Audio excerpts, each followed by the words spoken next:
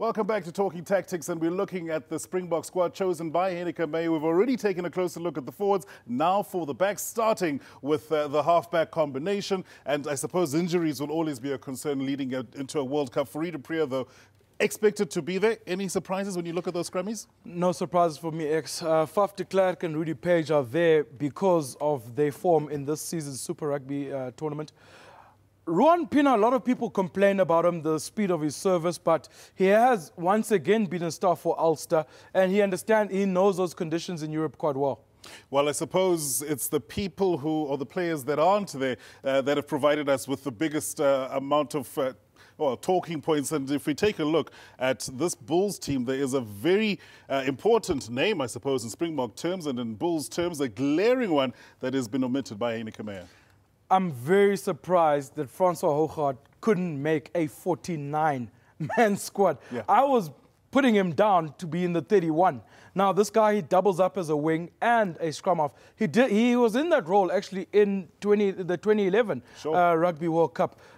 To not put him in now in this mix, that was a big surprise for me.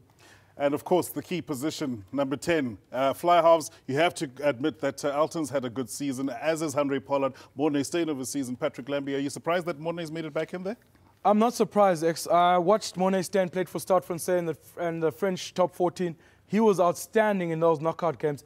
Pressure situations. In fact, Stade Francais won the final only via Mornay Steyn's boot. So, I mean, obviously, Heyneke saw that final, was like, okay, no, this guy is ready to go. Alton Jantjies obviously still in the still part of the mix because of the way he played this season. His form. He had to fight for his number 10 jersey at the Lions, and when he got there, he stayed there. So I'm very happy with these four. Johan Goosen probably misses out. Yeah, that's the one I was going to ask you as we take a look at the midfield. Johan Goosen has been playing in France. He's been playing those conditions, but he seems to have had some issues. Yeah, there's been rumors of disciplinary issues there. If he does end up playing for the Stormers, it'll be nice to see him with that Stormers backline next season. 5 injured centres. I wouldn't want to select this for the World Cup. Yeah, Jean de Villiers, we've been running a documentary about his injuries. Jacques Fourie gets back in. Yeah. I think Heineke's worried about the lack of experience in the midfield because Damien Dialindi, he should be part of it. He's done very well this season, Super Rugby. Jan Serfontein as well. He's been quite solid for the Bulls, but these are not seasoned campaigners at international level. Probably why Jacques Fourie gets another look in. JP Peterson, we had him included in the list as a centre. Talk to me about why. Okay, well, for the Sharks, he played at 13. So, but the good thing about JP Peterson is that he doubles up at centre and at wing. My biggest issue with JP Peterson, I believe, is fatigued. Coming straight from Japan, straight to Super Rugby, I'm not a fan of that movement. And I think that we saw that he regressed in the way that he was playing in this season. But let's see what happens when he wears the green and gold. Was there in 2011, not going to make it this time, it seems. It's very sad. I'm very surprised that John de Jong couldn't get a look in a 49-man squad. I wasn't expecting him to make the 31. I don't think that he is Heyneke Meyer's cup of tea. But, I mean, the 49-man squad, give the guy a chance. Well, this is the man who's definitely taken his chances. He is, I think, the most effective 12 we've got in the country at the moment. A big guy who can step, has got the acceleration, he's aggressive with ball in hand. My only crit for him is that his defense stats weren't great. He missed a lot of tackles in the tournament.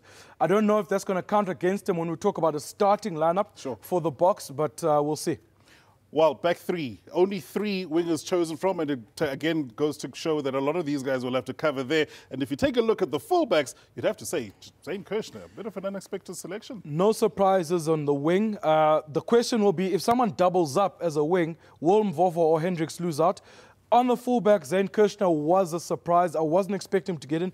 He struggled to get a starting berth in Europe in his team. So for him to be part of this was a massive surprise for me. Well, if you take a look at those fullbacks, I suppose there's not too much to choose from a South African point of view. We don't have big numbers of fullbacks. The one guy, if you'll hit Stormers there for me, who has surprised and has certainly got people talking, at least had been for a large part of the season, is probably the smallest man in the Stormers team. If I can find his name, there you go, Cheslin Colby. Many thought he might be a bolter. It doesn't seem that way. Cheslin Colby, guys like Cheslin Colby and Gio Aplon are elusive. the most devastating players with ball in hand. They're steppers, they've got acceleration, they've got very good anticipation. Something that a lot of our backs actually don't have. Cheslin Colby, probably, and I wasn't expecting him to go to the World Cup, to be honest. I thought he might get into a 49-man squad. Gio Aplon would be another player that I would have looked at as well. Yeah, well, that's a look at the first Springbok squad selected for 2015. Of course, I'm sure a lot of these will still change. Thank you very much, Kaunda. Thanks, X. And to the players in Bissat, hi there, boss.